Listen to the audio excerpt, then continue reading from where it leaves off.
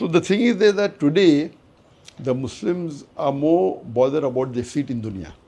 So I tell in my talks, you don't be bothered about your seat in dunya, whether you're powerful in a company or organization or a city or a state or a country. You strive for your seat in Jannah. And that is eternal seat. This seat, so people are more bothered about, they are taking the help of a non-Muslim country for protection. The GCC, like, it's, yeah, you're right. And most of the Muslim countries... Are you banned from the GCC? No. Most of them are willing to give me citizenship. Alhamdulillah. But Okay. so I've been offered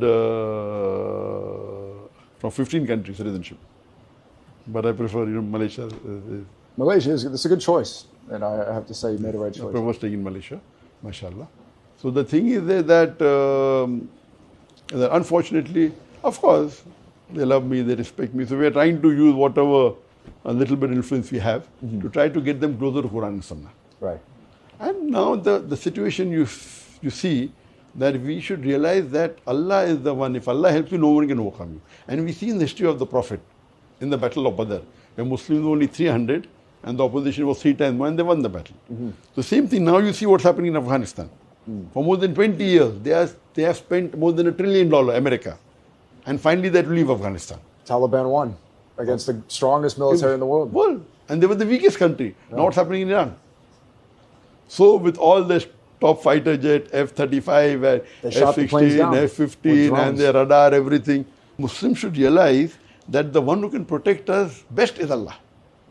So if you go away from the teachings of Allah, so when we realize this, that Allah is the one who can, and when we start not fearing death, now because we fear death, we are paying billions of dollars to the kuffar, non-Muslim protectors.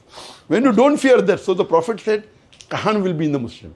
Love of dunya and fear of death. So the moment you start not loving dunya, that for me wealth is nothing. So if you start doing that wealth is nothing, you lead a simple life. I don't want a position, I don't want a seat, I want an akhirah. And then you stop fearing death. That's what happened. Taliban, they weren't afraid. Iran is not afraid. Yes. So when they say that you're going to bombard the bridge or bombard the place where the nuclear site is there, they are making human chain. Imagine.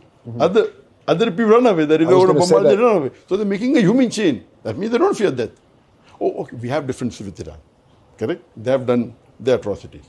But that is different. At this time, we should forget our differences. Thank you. You're saying everything that I want. We have differences. That's the different thing. So we're not going to talk about, see, at the time of the Sahabas, if you see the history of the Prophet and of the Sahabas had differences. Yeah. But when a third party came to take advantage, they say, you dare interfere between, we are brothers, we are Muslim. We will sort it out among ourselves. You don't come and take advantage. So this is what we see in the history of the Sahabas. So I'm reservation. But now, when Israel and America are attacking a Muslim country, how can we survive?